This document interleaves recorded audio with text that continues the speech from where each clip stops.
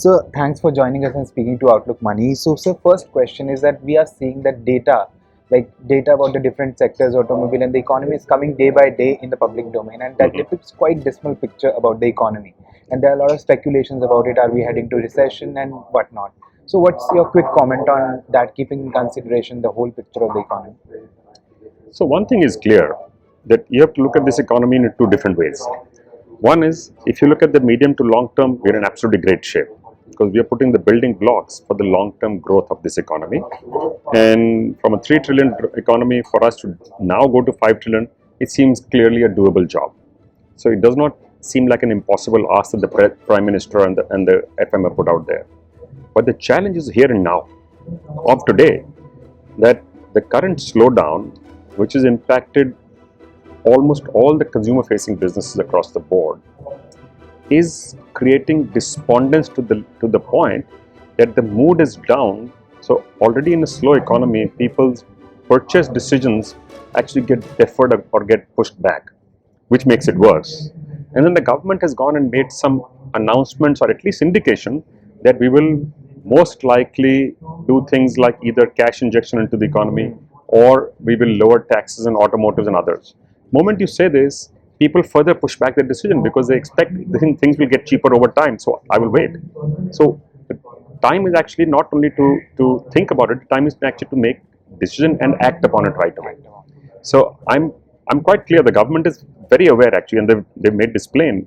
They're very aware of the situation. Over the last 2 or 3 decades, the growth has been phenomenal for any country in the world. This is amazing growth.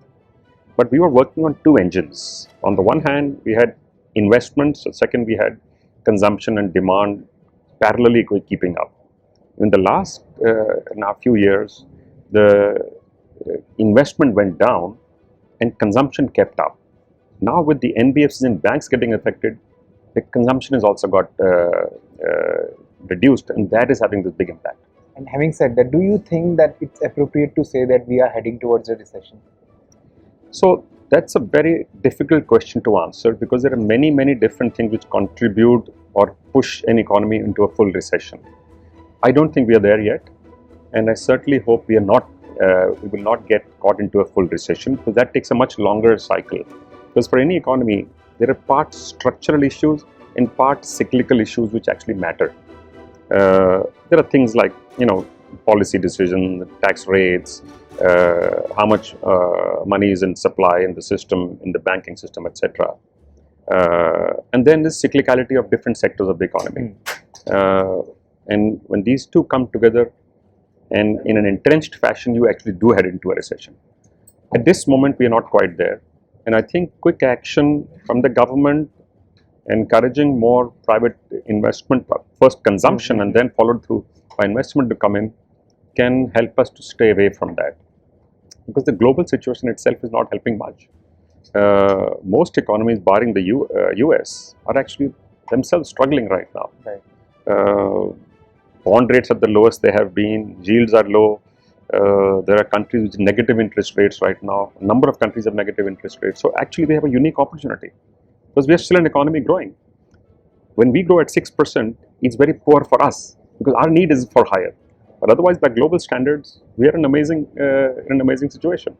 So we need to ensure that this machine keeps ticking and moving forward. And so my third question is that there are divergent views. Someone is terming it as a cyclical slowdown, someone is terming it as structural slowdown. So what's your opinion on that? What kind of slowdown is it? So as you heard right now, since we're sitting at the Mindmine Summit, you had all kinds of experts, including officials, including ministers, including bureaucrats, including think tanks. The Niti Aayog is here. All of them are here. Chief Economic Advisor of the government is also here. You heard different views from industry, from the stock markets. Ramdev Agarwal is here.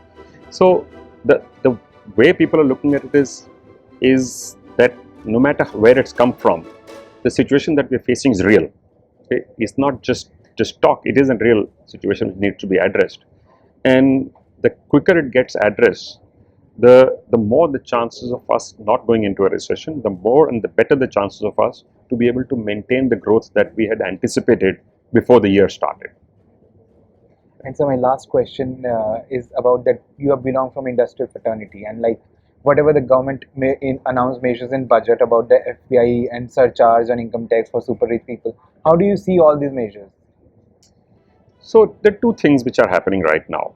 One is the government, including at the senior most level, the Prime Minister, FM, etc., in the last few public outings on the 15th August speech by the Prime Minister, the FM's budget speech, the opening was that we respect those who create wealth and value, because that is wealth and value for the whole nation.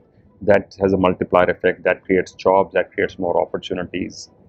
But what people are saying is we need to see this also in action being implemented in different ways the system works, policy implementation, execution, revenue department.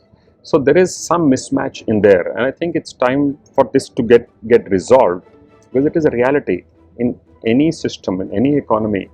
Those who run the economy create value, wealth through industrial activities, service, manufacturing, agriculture, no matter what the activity. I think all of that role we need to have pride in that role. So that's nation building. That's how you build a nation. That's how the nation value and wealth gets built. This is the wealth which then gets used to build education, healthcare, highways, roads, ports. And we have one of the most amazing programs right now in infrastructure in the world has ever seen. Actually, our road building program is the largest ever seen in the world. Our programs like the DMIDC and the Ludhiana-Kolkata corridor, our number of airports and ports, we are in an amazing place right now. So this has to be a machine where all of us are aligned and pulling in one direction: government, industry, and civil society all together. Any one of us not being in sync is not going to help us to tap our full potential. And sir, at last, my final question is like that Mindmine Summit provides a stage to strike up a very crucial discussion. So what's your idea behind organizing this summit? The idea was exactly this, is to create a platform where different parts of India can come together.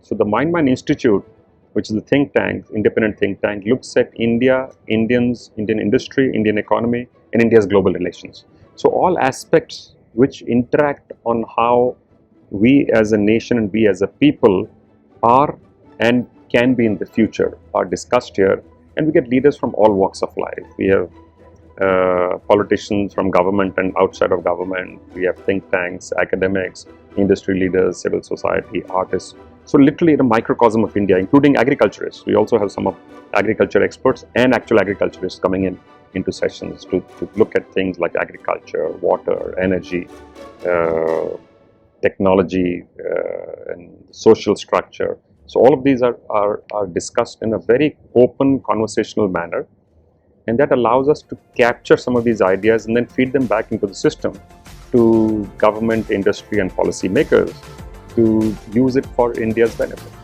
Thank you, sir. Thanks for joining. Thank you.